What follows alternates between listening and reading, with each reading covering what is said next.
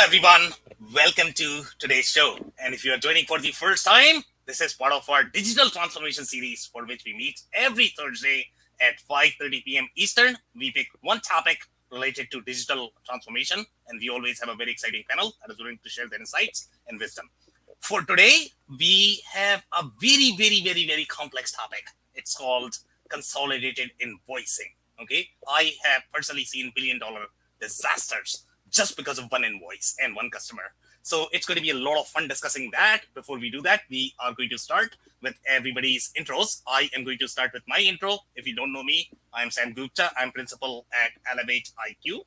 Elevate IQ is the independent ERP and digital transformation consulting firm. We help our clients with ERP selection, implementation, etc. Been doing this for roughly 20 years. So consolidated invoicing is going to be very close to my heart. Now I am going to move to Dave for his intro.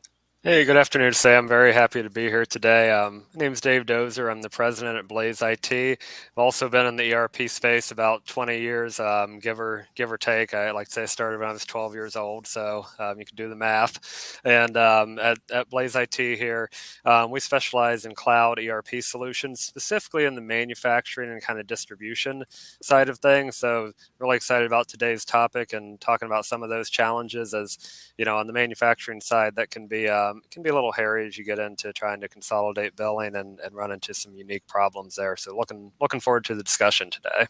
Okay, amazing. Thank you so much for being here, Dave. Mark, can I move to you next for your intro? Yeah, hi. I'm Mark Keynes. I'm the president of BlueLink Associates. We are the developer and implementer of BlueLink ERP.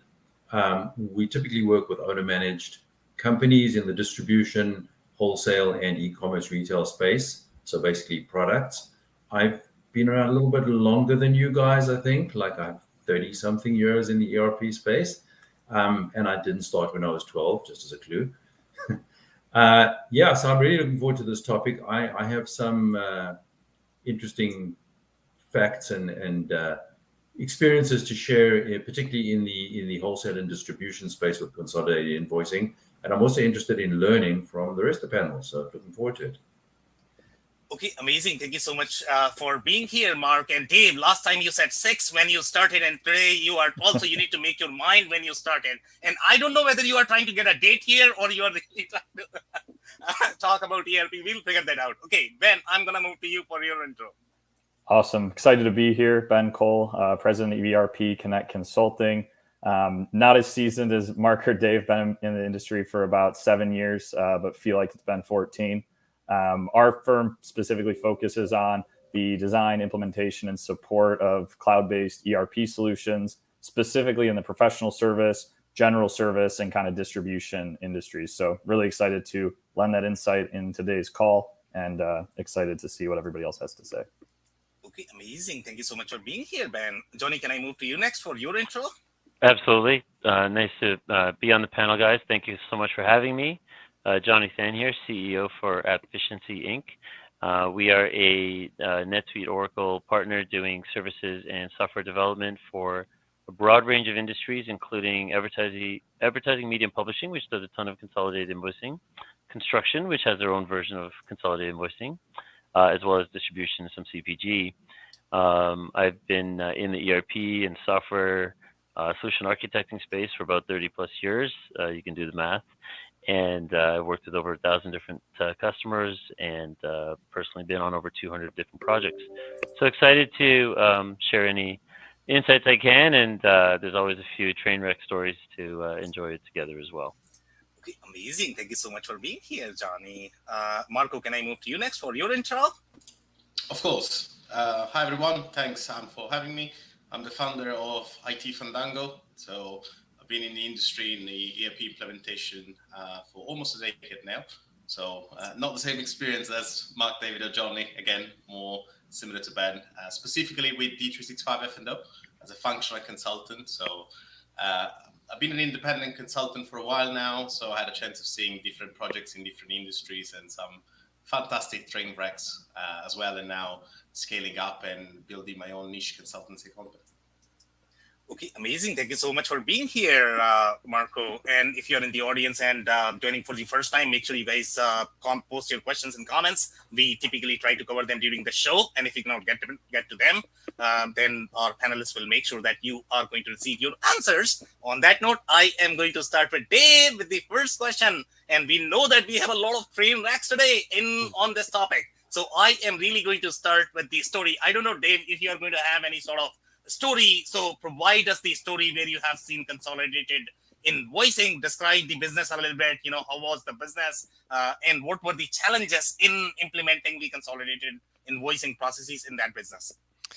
Yeah, have some good stories, Sam, and I'll try to stay away from train wrecks to kick it off and let that kind of go as it flows here. Really one of the big challenges we run into working a lot with manufacturing companies is the consolidated invoicing isn't necessarily something that they're used to doing.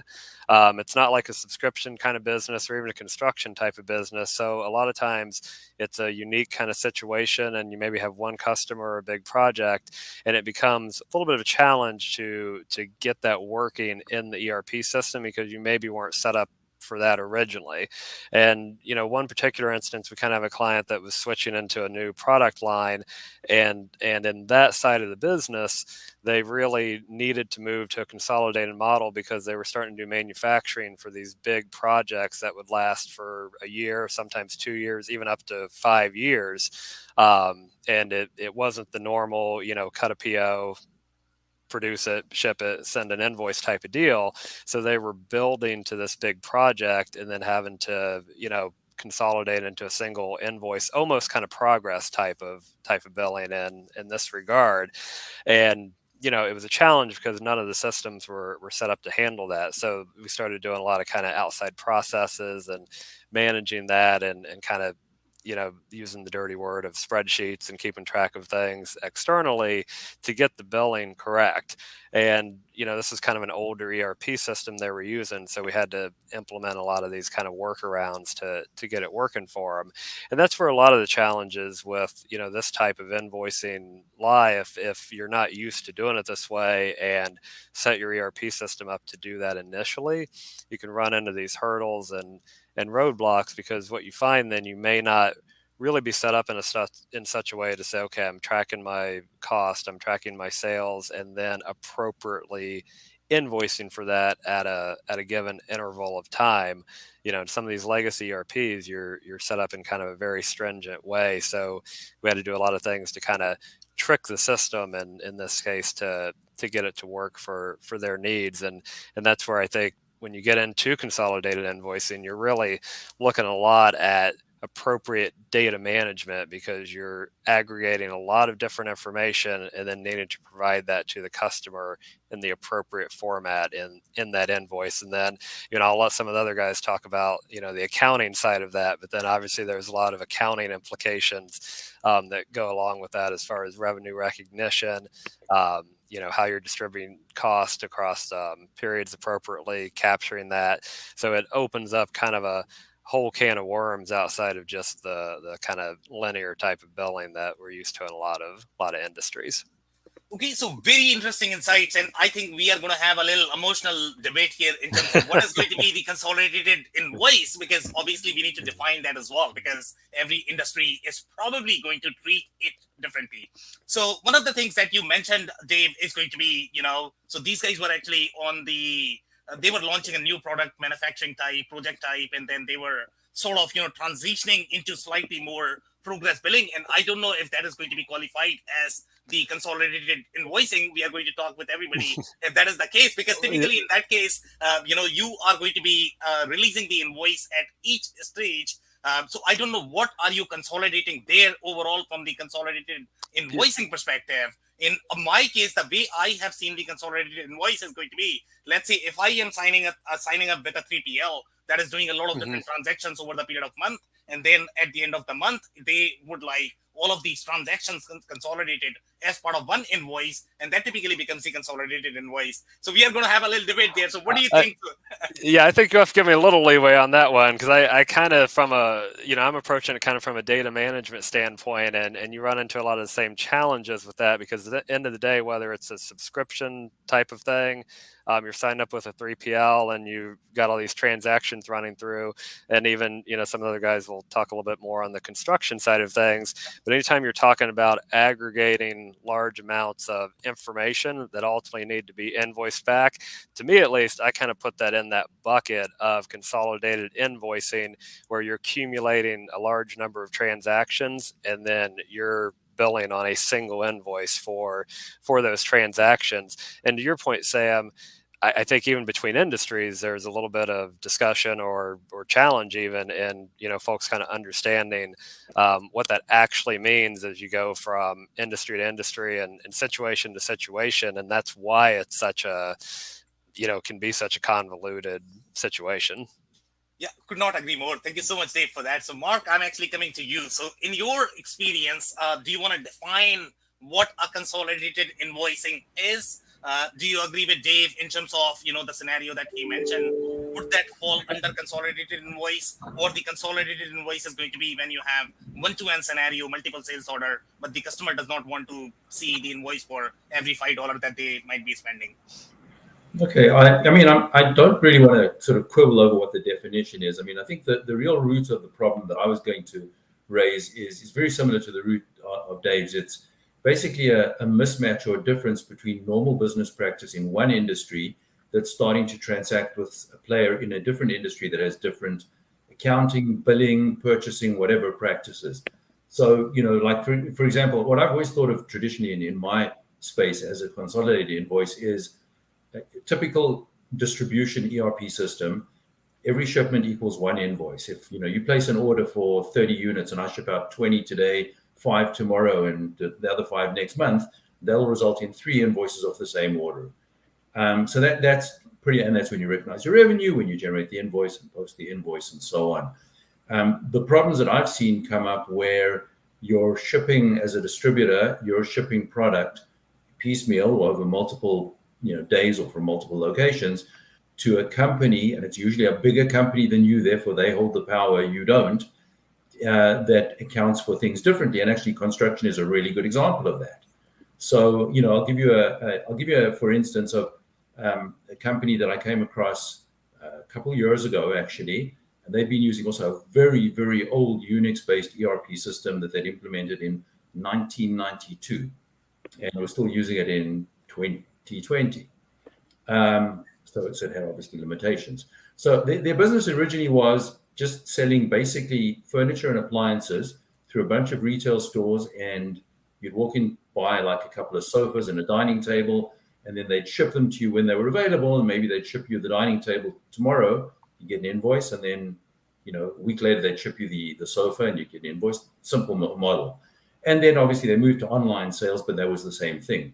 But then in about 2016 or 2017, they landed the contract with a very large builder who was building a large subdivision and wanted to order, I don't know, let's say it was 150 stoves and refrigerators and washers and dryers to kit out the subdivision. But obviously, you don't go and ship 150 of these on the same day. You ship that, they may want 15 a day, every third day for like 7 weeks or whatever it works out to be. And your typical distribution model is each time you ship it out, it's an invoice. Well, no, that's not how the builder works, and that's not how their procurement system works. That's not how they pay. That's not how their accounts payable systems work. So they may say, well, in this particular case, the first builder said, you're shipping it all over 2 months. Everything is done over 2 months, and you get an invoice at the end for the whole thing. So you still have to do your own internal accounting. You're still going to have to create an invoice because you need to recognize the revenue this month for the things you shipped out this month, but you're not going to send the invoice to the customer. But then you've got to find a way of aggregating all of those and sending them something that looks like a consolidated invoice at the end of the 7 weeks that you're delivering things. So you come up with a workaround. Maybe it's Excel, maybe it's Microsoft Word, maybe it's some variation thereof. Then you sign up another builder, and this builder says, our project, it's a condominium building, you're going to be shipping appliances over 9 months. You're going to be doing 2 to 3 shipments a week, and we want 1 invoice for every month.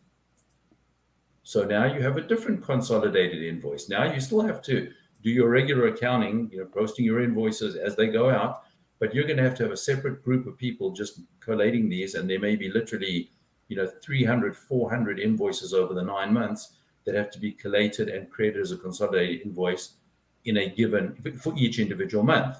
I won't bore you with the third and fourth builders they signed up because they each had variations on the same theme. But then, of course, what happens is it's great. You've created, 3,000 invoices for this one builder project, but you've sent out 9 consolidated invoices. And guess what? When the builder pays you, when they remit their payment for the invoice, they remit against the consolidated invoice. So you had a consolidated invoice for $70,000, and it related to 1,200 actual physical invoices in your system, but they deducted a certain amount. You have to now figure out how you're going to allocate the payment on that one so-called consolidated invoice against all these individual invoices that do not have the consolidated invoice number. So you don't even, in your old accounting system, you don't even have a cross-reference from the original invoice numbers, all these thousands of invoices, to the consolidated invoice number. So that's and I've seen that a lot. I do have some suggestions or some examples of how you can solve that problem and how I've actually solved that problem in the past. I don't know, Sam, if you want me to get into that now or keep that for later. But that's really my understanding of the things I've dealt with in terms of consolidated invoicing. Yeah, so I would definitely like to do a little bit of solutioning here. Especially, I'm interested in knowing how the 90s Unix system would have handled this, because I'll be I'm always looking for those surprises in terms of the way and the creativity that these guys actually put in.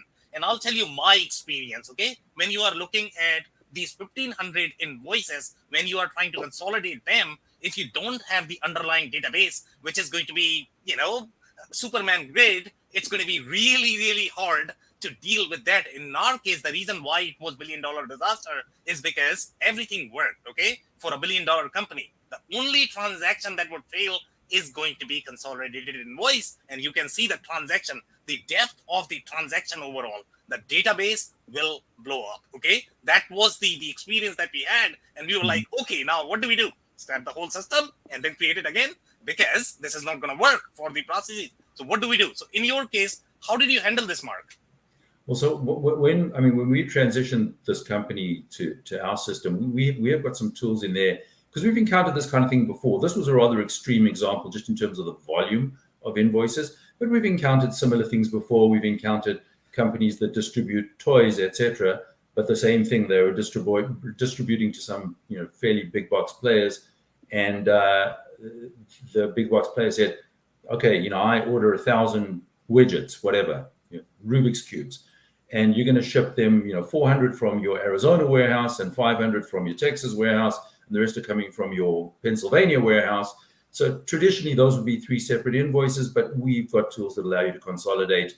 If that particular customer wants 1 invoice for the 3 shipments, we've got tools built in. So but building on that, the idea is that you still generate your individual invoices, but you have a process whereby you can group a bunch of invoices together and consolidate them by giving them a consolidation number. So again, as you say, goes to the database, has to support it. So you have a unique consolidation number. It's a completely different number. Like if your invoice numbers are 7 digits, then maybe your consolidated invoice numbers are 12 digits and have an alphanumeric prefix or something. And the system tags the individual invoices that you're including on the consolidated invoice. And therefore you generate a smoke and mirrors document that looks like an invoice. It's not really an invoice, but it looks like an invoice. And then obviously you have to make sure that your database supports dealing with a payment recording, a record payment screen, or a record payments automated process that will look at the consolidated invoice number as an alternative to looking at the real invoice, showing the real invoice numbers. So that's kind of, basically the trick. But of course, the variation here in this particular circumstance, the example that I gave you, is that if they're dealing right now, they're dealing with like 7 builders, but the first 4 builders they were dealing with, each of them had a completely different set of requirements about how you consolidate. So there we did have to build. We built a little tool, looked at the database, but outside of the ERP, that would allow you to, based on the builder type in the customer database, would show you the invoices that you had not yet consolidated invoiced, your real invoices that you hadn't yet consolidated invoiced, based on different parameters depending on whether it was builder A or builder B. Whether it was by month or by project or by PO number or by sub PO number or whatever. Aggregate them, allow you to sanity check, click a select all button, hit the button, and we'll go and populate the consolidated invoice number for all of those invoices, and then you go back into the ERP and generate and email the consolidated invoice. Now, the one other thing that I will just say, not in this particular situation, but that I've also seen happen with consolidated invoicing, goes to EDI as well, and that obviously adds a whole other dimension to the complexity of consolidations. But I think I'll kind of stop there now, Sam. Okay, amazing. Thank you so much, Mark, for that. So, Ben, I'm actually coming to you, and I think we are going to have a little debate there as well in terms of the look-alike consolidated invoice versus the real consolidated invoice functionality. In my experience, I mean, you are going to have the real consolidated invoice functionality in a lot of different ERP systems. And obviously, thank you so much for bringing EDI. Okay, so when you are going to have look-alike, because EDI is probably going to have a lot of challenges there as well. So do you have a story, maybe you and your experiences overall from the consolidated invoicing perspective, man?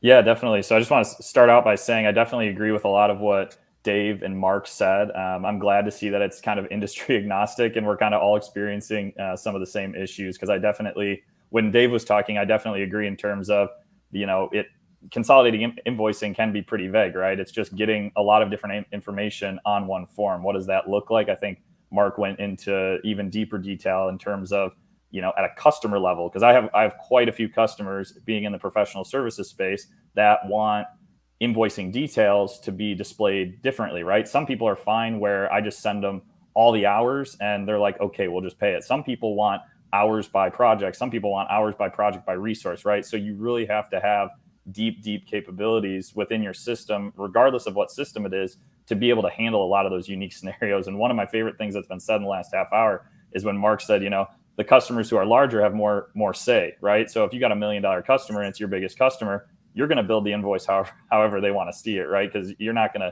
to get rid of the deal just because you don't want to mix the invoice to their needs, right? So I think it all comes back honestly to that first stage in any implementation, which is kind of the discovery and asking the right questions, right? And sure, we can't plan for what we don't know in the future, but allowing the system to be flexible. So when I think of situations that I've been in recently, it kind of goes off of that, multiple requirements and building for growth, even though we don't maybe have all the requirements today, but trying to get as many scenarios as possible. Like I said, customer by project, customer by employee, and then kind of showing them the matrix as to how it can be built out in the future. And on my side, right, we haven't talked about this yet, but somebody mentioned revenue recognition, right? So I feel like the consolidated invoicing piece, especially in a professional services firm, when you have professional services, product, and subscription revenue, either for product or services, can start to get really convoluted and complicated, right? Because all of those things that are on one invoice may need to be recognized in different months. And you need to also capture costs in the same period you're capturing revenue.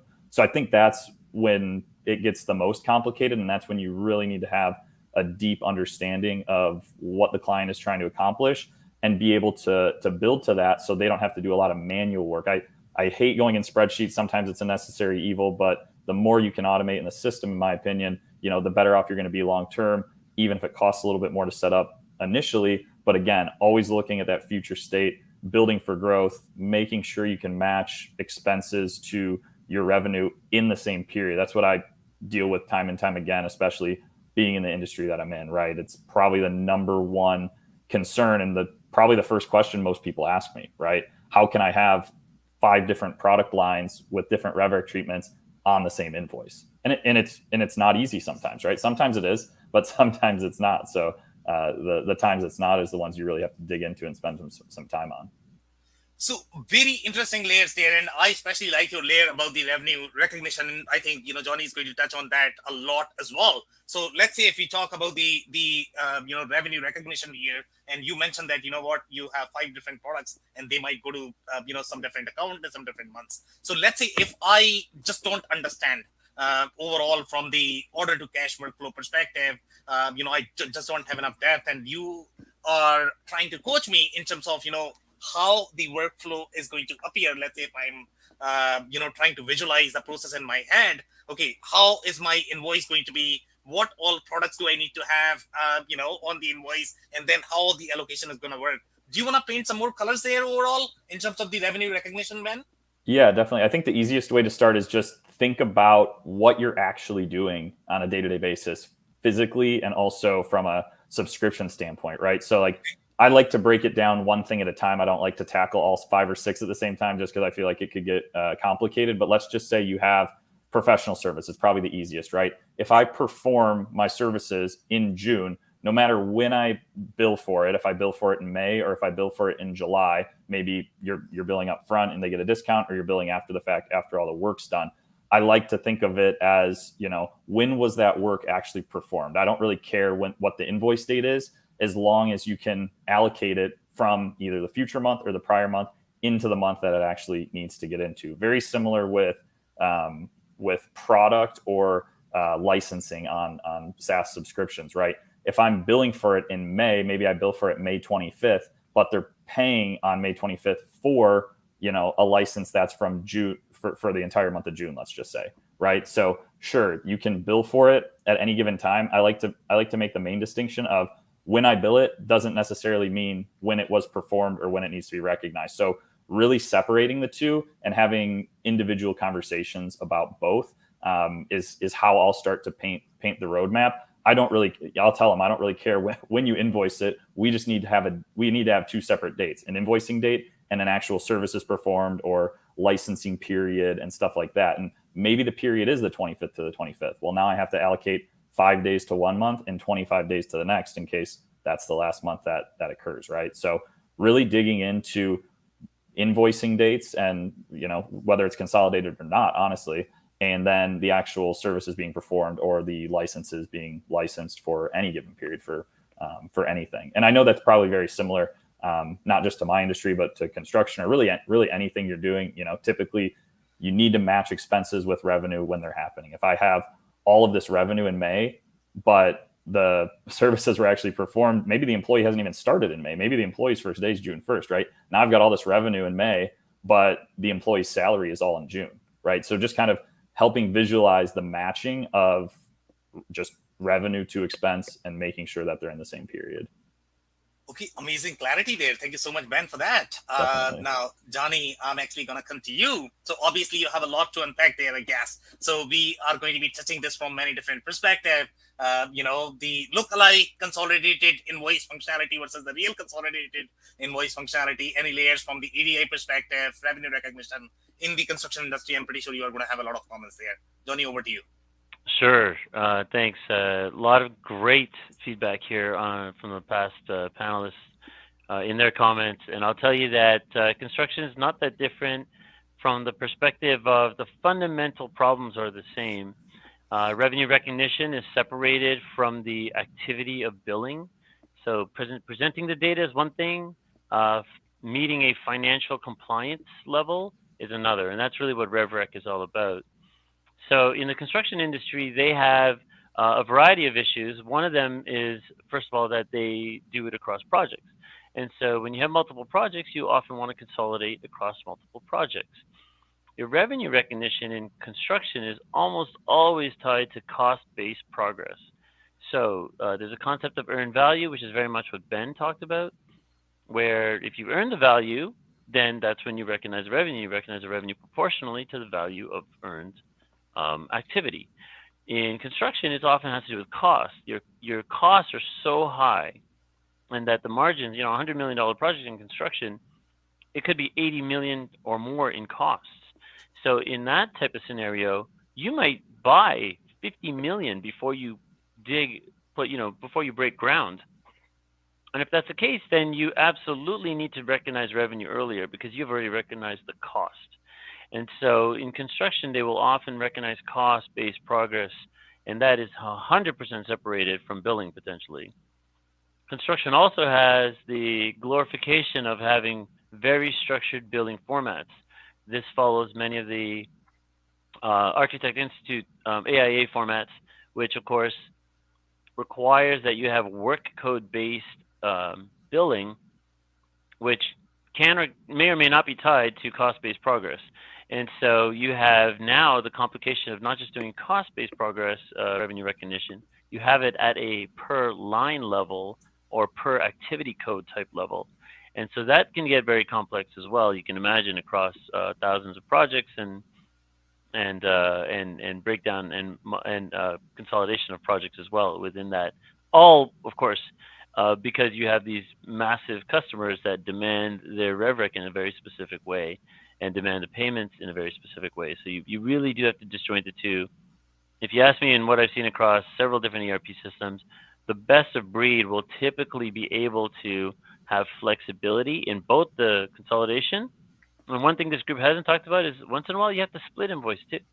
So sometimes the consolidation comes splitting, which is even more fun. So the whole thing is complex. You got to look at the whole problem all together, have to understand and put all the parts on the table before you build the perfect end product.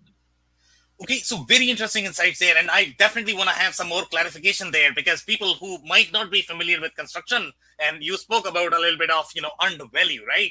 And here, the clarification that I'm looking for is, so you mentioned that what, you are going to buy this equipment for $50 million.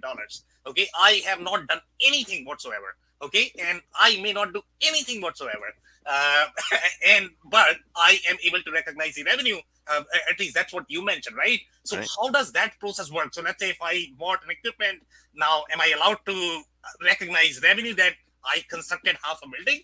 That doesn't make a lot of sense from the accounting perspective. So do you now paint some more colors in terms of what is allowed and what is not?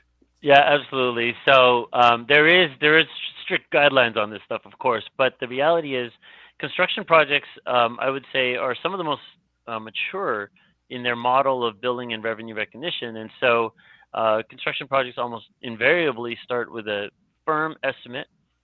And as those estimates change, and construction projects have a lot of change orders, so consolidated invoicing becomes even more important because you might have 40, 50 change orders on a single project. It's not uncommon. And when you have that, each estimate drives a net new cost level and layer, which ultimately ends up with a different revenue recognition schedule. So all of that said, to answer your question, Sam, more appropriately, I think really what the construction industry does is it says, depending on what your total cost progress is, it looks at the entire schedule, and it looks at the schedule of that shipment. That is generally when you will recognize your revenue. You have delivered something to the site. You may not have assembled it yet, but you've delivered it to the site. And so you in construction, you have several models. You can have a pure cost, material-oriented focus of the revenue recognition, or you can have one that has a specific blend of labor, or you can have pure labor, especially when you sub out a lot of the work. So all three models perfectly legitimate, and generally it's going to follow a industry standard practice on whether or not you're on the type of construction project you're delivering. Okay, amazing. Thank you so much for those insights, Johnny. So, Marco, I'm actually coming to you. And obviously, you have a lot of fun overall in terms of the ERP projects. And I am going to relate the construction project with the ERP project now, right? So, basically, what Johnny is trying to tell me is, okay, so if I'm in the ERP industry and I can claim that, what, I have done $50 million worth of work in the ERP when I may not have written a single line of code that nobody knows and that I can recognize. I don't know how that is going to be transferred in the ERP industry. So from your perspective, when you look at the whole revenue recognition as well as the consolidated invoicing, what are some of the best practices or the train wrecks that you have seen, Marco? So I'll get to that in a second. What I would like to mention anyway is that we've talked about consolidated invoices from the point of view of you as a company incurring more than one order or incurring more than one transaction and then having a need of consolidating that and showing one single invoice to the client, and then all the subsequent problems or how you're going to allocate the revenue and so on. There's another case, and I'll get to that later on after answering your question, which is very funny, which is the other way around. And I don't have much experience in construction, but I have way more experience in manufacturing and distribution. And if you do that, you're going to rely to a certain extent anyway on hauliers. And they have this great habit of consolidating invoices and send them to you one single invoice, when the most absurd case that I've seen is this single invoice of 20 pages packed with lines, and each line was a single product shipped because they were different, not necessarily matching the orders that the client actually had with the haulier. So then you have the other way, the problem from the other way around. You have a single consolidated invoice that then you have to allocate to whatever you've done, whatever you purchased, whatever you shipped. To answer your question in terms of best practices, when it comes to the situation that the other guys have described, virtually I've always seen this implemented in terms of you using some form of project functionality in the system. So rather than having multiple orders or transactions that are handled, rogue transactions if you want, which you still have to put in an order anyway if you want to have any hope of invoicing it to the client. Rather than doing something like that, you would have a functionality in the system, which in some cases I've seen customized, but it gets very, very tricky. We are actually talking about a miniature ERP within the ERP. That's what a project is about if you're trying to do that in an IT system. You have a miniature ERP where you're putting all transactions that you're incurring, and then you're going to invoice those transactions according to whatever rules you have decided or whatever you have agreed with the client. The most flexible way of doing so is that you're actually going to define the contract with the billing rules first and the funding. That's going to help to understand how you're going to recognize the revenue and to an extent how you're going to split any costs that are incurred. Then you're going to start incurring all the transactions, and this may change depending on the type of transaction, the phase of the project, and so on. This can be a thing for construction. And then you're going to do the invoicing by taking all or some of the transactions as relevant, put them into a single invoice, which at that point could be the milestone, and then running that invoice depending to the billing agreement that you have in place. So generally speaking, I've never seen a huge amount of complexity or a huge amount of chaos from that point of view if the system is able to support this form of project management from an IT point of view. I don't mean IT project, I mean IT software supporting that. So you have a smaller ERP, a module of the ERP that works like the ERP itself in the bigger ERP. So you keep everything separate, and then you invoice, you accumulate the transactions, and then you invoice that. Moving on to what I said earlier, which is the very funny thing that I've seen is when you are on the other side of the issue, when you as a client receive a consolidated invoice from the haulier, and you need to understand how that relates to all the orders that you actually run with the haulier. Generally, the level of complexity that I see there is that you and the haulier may not be on the same line of what the transactions are. Let me take a step back. My definition of consolidated invoice is that you have more than one order, as in a form of separate order, and you put them together. Generally speaking, if you have more than one line, as in more than one transaction, you're definitely better off putting that in the same order and then processing each line individually if you need flexibility with the invoicing. So you could process the orders separately, as in you're shipping once per week, and then at the end of the month, you invoice all of them together. But the other way around happens when more than one order is consolidating into a single invoice and you receive that invoice. One of the most complicated cases that I've seen this was a company in the food industry, and the ERP was used actually by the procurement division that was its own separate legal entity. So this company would procure raw materials, and we're talking about food, for the production side of the bigger organizations. And funnily enough, this procurement center, if you want, was actually in direct competition with the local procurement teams of the manufacturing companies. So what that meant is that they needed to be very, very careful about whatever costs came from the hauliers, because that would it was deliberately impact the bottom line, their own bottom line, and whatever cost they could have, whatever cost they could procure the goods at. The extra layer of complication there is that you can't think in terms of, well, when you have hauliers, you either are good enough or lucky enough in your industry that whatever you buy or sell is just a product, and then the haulier is going to take care of everything else. And if you really outsource this, you're going to talk about 3PL warehouse. So you know exactly what you shipped. You're going to receive at some point a bill that is a matter of storage and then haulier cost, shipment cost, and that's it. If you're unlucky, then you have to rent the whole truck because maybe it's refrigerated and there's only your products in there.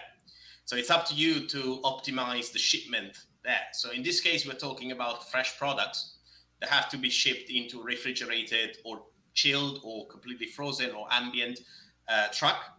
And we're talking about huge volumes because it would usually be the yield, the output of a field from a farmer. So how, if you are the procurement company, if you receive that and there are hauliers in the middle, how are you going to organize that? Because everything that you do is going to have an impact in terms of the number of shipments, the rate per kilometer, depending on where that has come from. And you may try to calculate that in your system to try to estimate what the charge on every order is, which again, may not be on every order, it's actually on every single line, on every single unit that is moved. And then the haulier may have a different calculation there. And the very interesting thing in this client is that they had this complex custom mechanism in the system to calculate the freight cost. This becomes very, very common. So I'm talking about what used to be AX 2009. So we're talking about 10 years prior, but that's when they started customizing it. Nowadays, the standard system offers the ability of calculating that, but it's still quite a mess because you have to calculate all the rates. You need to have all the rates in there. And they would do all of that. They would calculate their own version, and then they would receive the actual bill from the haulier as a consolidated invoice that would not match because you would have the rates that are not the same. And then you have to take all of that, you have to match it, and you have to allocate it on the products, understanding exactly what you've done. So very often in manufacturing distribution companies, you have the other way around. You have the problem the other way around. You receive one single consolidated invoice, and the complication is on how to allocate that as a cost to every activity, every shipping activity that you've done, whether inbound or outbound. Okay, amazing insights there. So one of the things that I found in our earlier conversation when we were talking about, Marco, is going to be your experience with continuous manufacturing. And continuous manufacturing is something that I don't see with a lot of people. I mean, they don't really have as much experience in that space. So when you look at the continuous manufacturing, if I compare this with the project-based manufacturing or construction or something that is going to be project-based, you have the beginning, you have the end, and you sort of have, how you are going to allocate your expenses to your revenue. So how does continuous manufacturing works? Is it going to be more like, the way subscription is going to work in Ben's industry, or is it different from the revenue recognition and the allocation perspective? So we're going a bit far away from consolidated invoices here, and we're touching a very, it's a pain point when it comes to that. And there must be a reason if the majority of ERP systems are used for discrete manufacturing or any form of manufacturing that may be processed but is still batch-based. There are very few software in the industry that are capable of handling continuous production. By that, I mean a machine that is active 24/7 and it keeps spitting out the production regardless of what you do.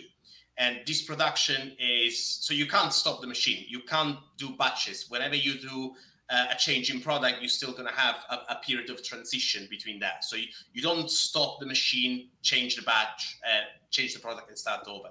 So you only stop the machine once a year for maintenance. And the machine is always active. And the funny thing, at least in the case that I've seen, is that because of how this machine works, which is a form of process manufacturing as well, you're not going to get discrete products until the very end. You need to insert chemicals in variable quantity depending on how the output is going, how the production is going. So there's no fixed ratio, and you have to modulate the amount of chemicals that you put in to ensure consistency throughout the process. Again, 24/7. So there's no real way of trying to have a standard formula or bill of material to say I'm using 3 of that and 4 of that in a period of time. It makes it incredibly complicated to try to map these costs into a single period.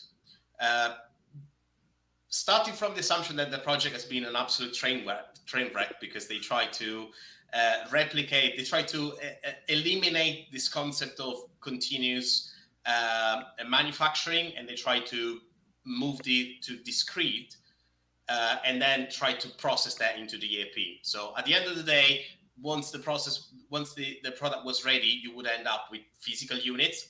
So they try to reverse engineer the costs there and say, oh, this unit has been produced into this amount of time, and we know roughly that we've consumed this amount of material. So let's say that this is the amount of cost of that, which generally doesn't work. So it gets very, very tricky and very, very complicated to try to handle continuous production in an ERP.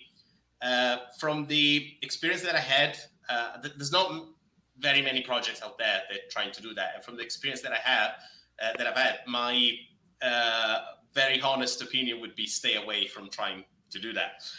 Just use the ERP as an accounting software to manage the accounting side of things. And you can do that because you're going to have consumption of whatever you bought and whatever you've used. But for your mental sanity, just use dedicated software there are no ERP software, use dedicated software to handle the continuous manufacturing. Okay, amazing insights here. And the reason why I brought this topic is because every single invoice that you are going to have there is probably going to be some sort of, is going to have some sort of consolidated flavor, because you don't really have the beginning and the end. So how do you decide? So maybe I think the consolidated invoicing is probably going to be applicable in that as well. But Dave, I'm actually coming to you back, and we are simply covering any comments over comments, any agreement, disagreement with whatever has been said so far. Well, to kind of tie it all together, I'd like to see if I can get agreement that the consolidated invoicing means a lot of different things to a lot of different folks, and it's kind of like a lot of things when you're talking ERP. That's the whole key. It's very different given the industry, given the scenario, and even getting the tools lined up to process and manage. And I'll say Mark was very brave bringing up EDI. That's a whole other, that's a whole other conversation there with getting that lined up. But, I think one of the themes too is a lot of times the consolidation of the invoices is driven, by your customer. And a lot of times, you're maybe a little smaller, they're a lot larger, and they're kind of dictating the terms of how you're going to invoice to them. So, just as you're looking at this, or if your business is looking at this, moving forward, it's really about, getting the process in place, understanding what data you need when you need it, and being able to generate that invoice, hopefully through the ERP system without, jumping through too many hoops. But, it's one of those things that it can just be very complex, and, where it's important to really have it mapped out appropriately to meet the needs of what your customer ultimately needs. Okay, amazing. Thank you so much, Dave, for that. Mark, I'm coming to you. Any comments, over comments that has been said so far? Well, I have to say, first of all, that I've learned a lot about a lot of different industries and a lot of different issues around here. So I have to thank you all for making me so happy that I mostly focus on wholesale and distribution. Sounds a lot simpler than all the others, which we all knew, of course. But the interesting thing is, like, revenue recognition around consolidated invoicing in different industries. There's like a lot of commonality. It all ultimately comes down to the more automated, from an end user, from our customer's perspective, the more automated they can make the process, the less manual manipulation there is, the better it's going to be. Because, and again, this is my experience, other than the most sophisticated companies that I've dealt with, for the most part, many of them do not fully understand many of the concepts we've discussed in terms of revenue recognition. And as soon as there is any need for anything more than a simple one-to-one transaction, I do the work or I ship out the product or whatever today, and I invoice today.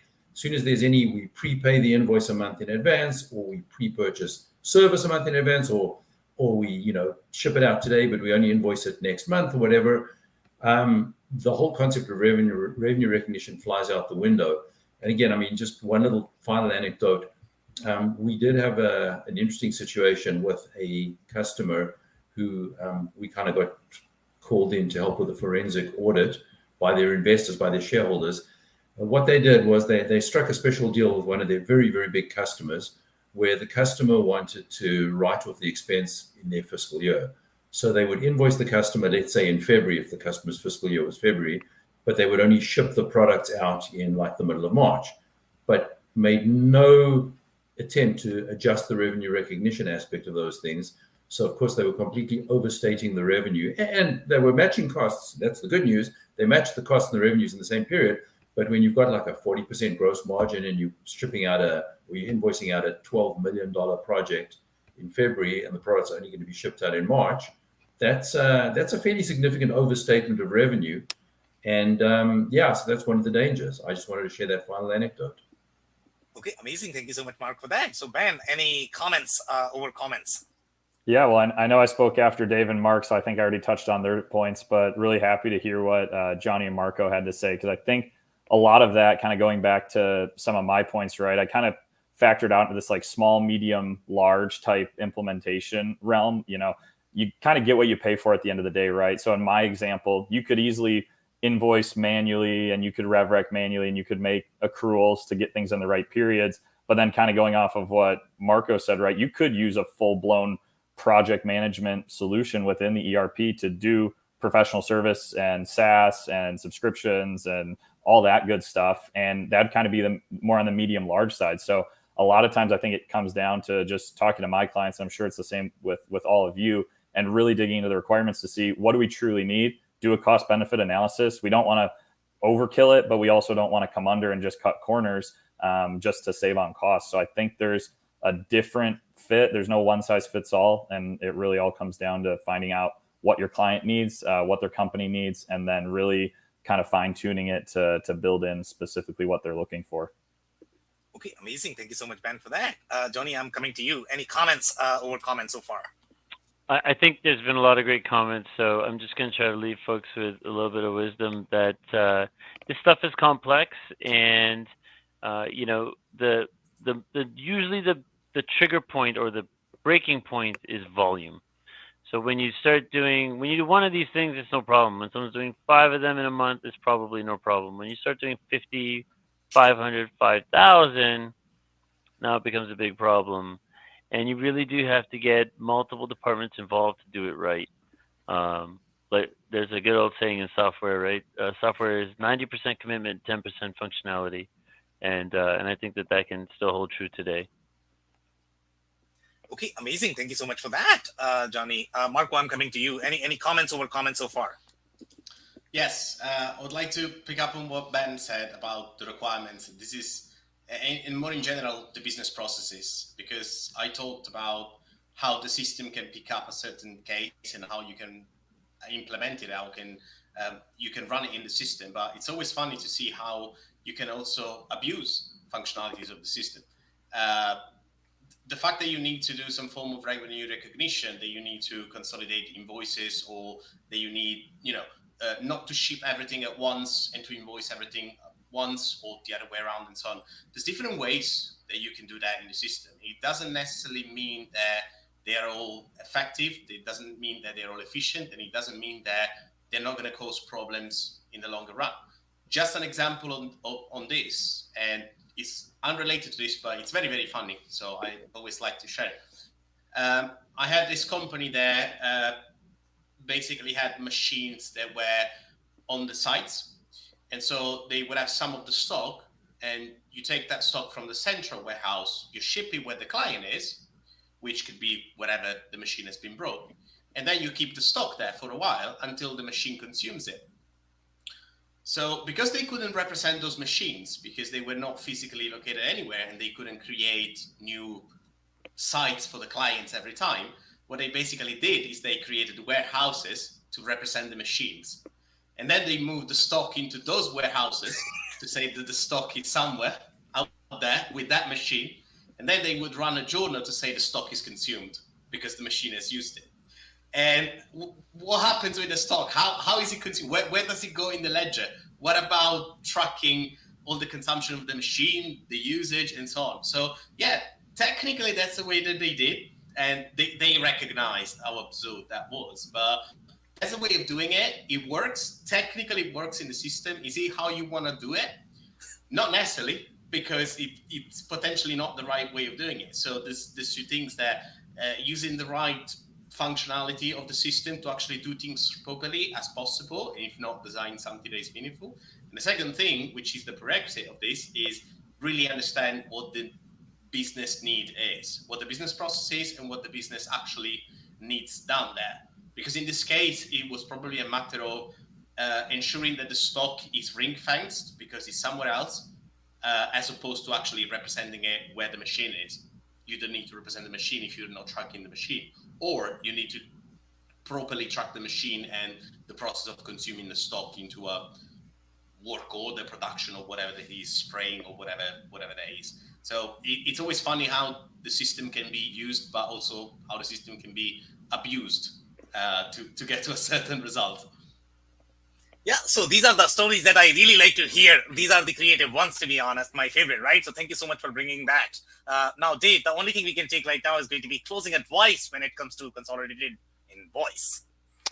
So yeah, like the guys have mentioned here, it's a very complex process. So make sure you get the process down so that to Marco's point, you're using the system and not abusing the system, because it's going to be very unique per industry and you need to really understand the requirements. Okay, amazing. Thank you so much, Dave, for that. Mark, what would be your closing advice, please? It's going to be what I'm going to say every time on this show. Automate.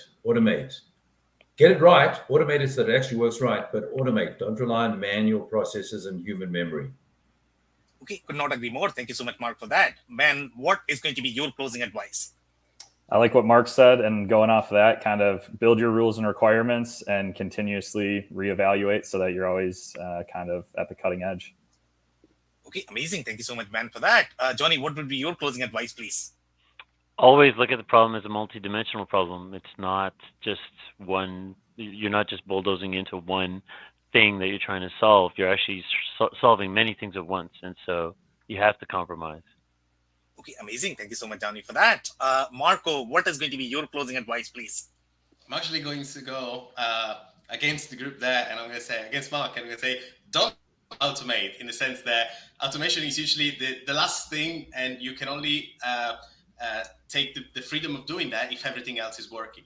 And everything else will be working if you've done a lot of effort in the first place of analyzing what's needed, implementing a robust solution, and actually using that solution in a reliable fashion. So my advice would be do the work beforehand.